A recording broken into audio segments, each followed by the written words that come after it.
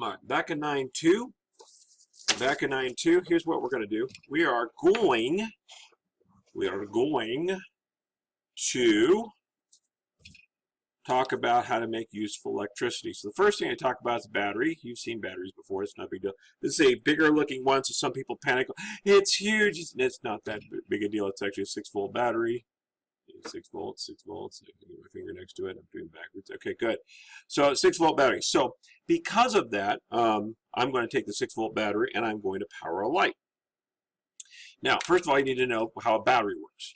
Okay, a battery theoretically has the simplest form of that is put some acid in there, put 2 metal strips in there with different desires to have oxygen molecules, and then I'm going to pause. Sorry. So when we have different batteries, we can do different things. They have different voltages on them, whatever. Okay, so simply how a battery works, you theoretically have 2 metal strips in there. You have the acid. You have different desires to have to be oxidized or reduced. And so one of them starts to get oxidized, and one starts to get reduced. And that causes electrons to be freed up. Now, if you take those electrons, you put a wire on here.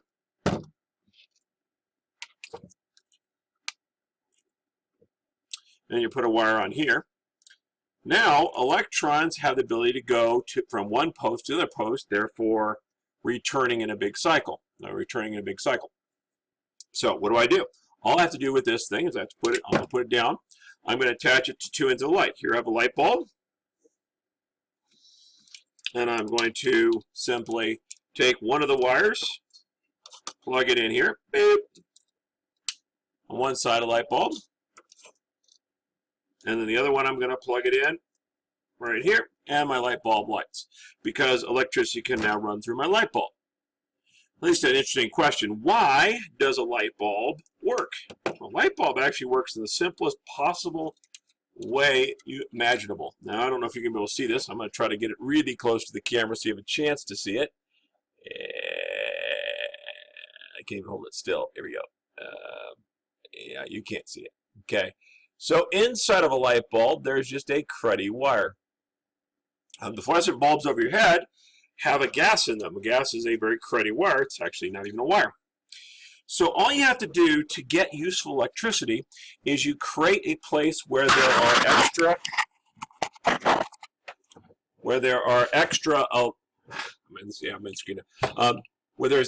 electricity. Okay. One side of the other side, desire for electronic, one side of the other side chemically.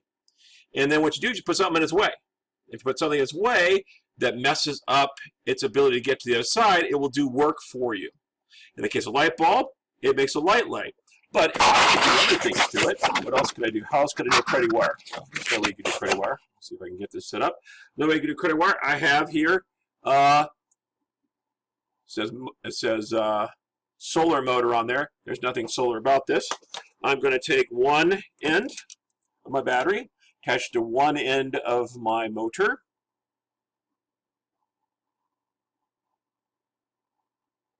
I'm going to try to attach to one end of my motor. These wires are in bad shape. Okay. And then I'm going to try the other one. I'm going to attach the other end to my motor. Choop. And it's going like crazy. Hard to see on a camera, but if I put it on the ground, it's going. Why is it going? Essentially the same problem. We have a cruddy wire in there. All right? And so, how do I make electricity useful?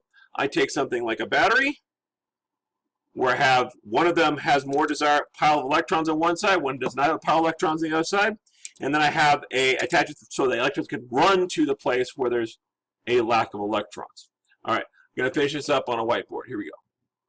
All right, so as we get ready to do this, we note that we had a battery, and I'll draw the battery like this.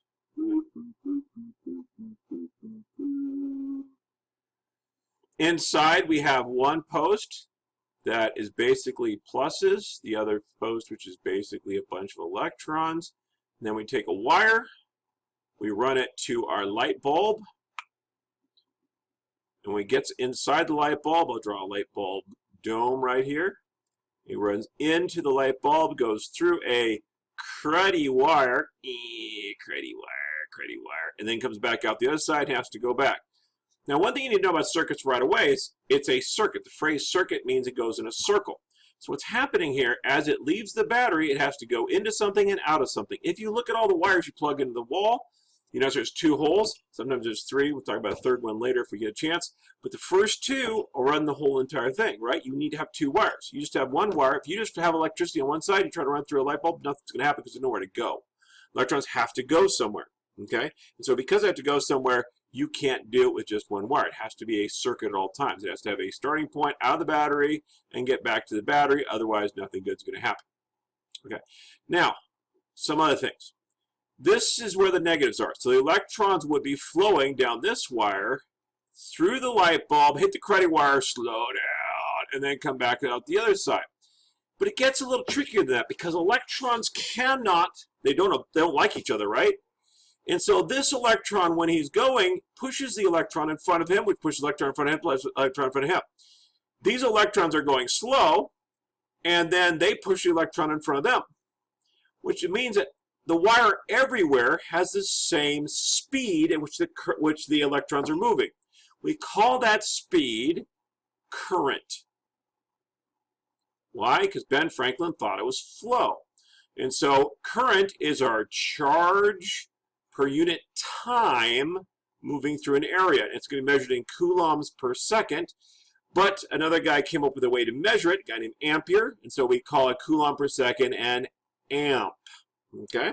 All right, so first things first, current flying through the wire is always the same everywhere, and that current is how many coulombs per second, which we're going to call an amp. Okay? You can use a capital A or little a because a lot of people use capital A's, and so therefore that's where it goes. Okay? So electric current is, see, I'm repeating it because on your worksheet on the back of 9.2, electric current is the flow of charge. It is measured in coulombs per second, which is an amp. Electrons flow from the negative side of the battery to the positive side of the battery. That's in fact true. But, ... we say current goes this way. How does that make sense? How does it make sense that we think electrons, what's really happens, electrons are going this way, but we're going to say current flows the other way? Because nothing's flowing the other way, it's all electrons coming at it. The answer to that question is Ben Franklin got it wrong. We're going to pretend like the positives are what's moving. Okay? We're going to pretend like it's the positives that are moving. So we're going to say the direction a positive charge would flow, even though they're really not. Okay? Even though there's no way to describe it as really happening that way. Okay? All right. So current flows from the positive to the negative, and electrons flow from the negative to the positive. What's really happening is electrons are flowing, but we say current's flowing from the positive to negative. This leads to our first man to come up with something cool, some way to use useful electricity. And he said the following. It's called Ohm's law, V equals IR. And specifically, this right here is potential or potential difference. It's equivalent to saying how much the electrons, how much energy they have per coulomb, per charge. Okay? It's how jumpy each individual electron is to get through the system. Okay? A high voltage means it really wants to get through there. A low voltage means it's going to sluggishly get through there. Now here's a friend we just met, and this is called current. Yes, current is an I. Not my fault. By the way, potential difference is measured in volts. Some people call potential difference voltage. We stopped doing that a while ago, but you'll hear me say it all the time, so I haven't gotten over it yet. R is credit wire. If I want to pull electric, what's stopping the flow at full speed is this credit wire here. That credit wire here keeps the thing from moving at full speed. So therefore, we call that resistance, because it's resisting the flow. Okay. Now I just told you, came up with his name was ohm. So theoretically, we should be measuring this in ohms. Now, there is a problem with measuring things in ohms. let's say I have 31 ohms. Yeah, you can see the problem right away, don't you? So we didn't do that. So instead we used an omega. An omega looks like this.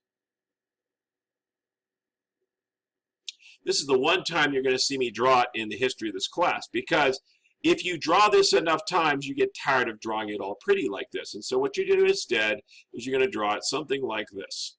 Okay? And that's good enough. Everybody knows what that means in terms of what we're dealing with.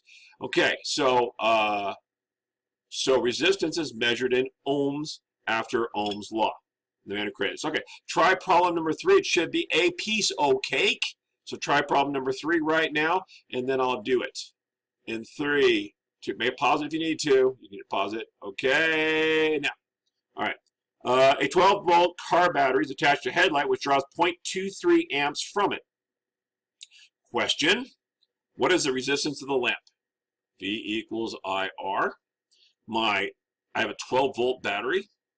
It's got a current of 0.23, so what is my resistance? I grab a calculator. This should be child's play for you, hopefully.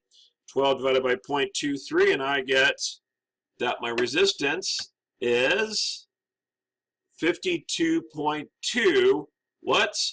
Ohms. Again, I'm drawing girly hair, not really bothering to draw omega. If you want to draw omegas because you think that's cool, do so. Feel free to do so. That is your option.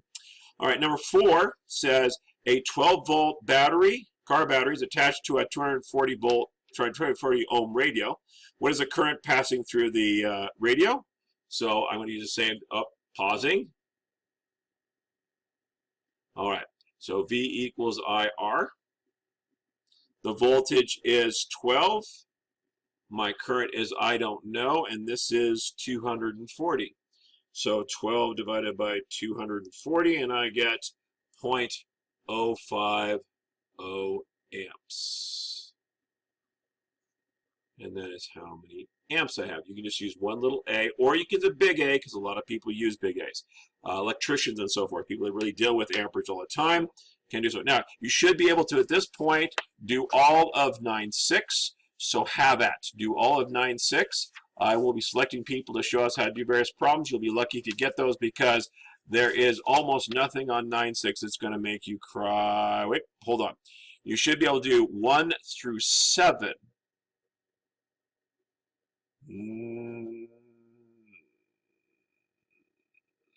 1 through 7 on 9/6. Don't go past that point, okay?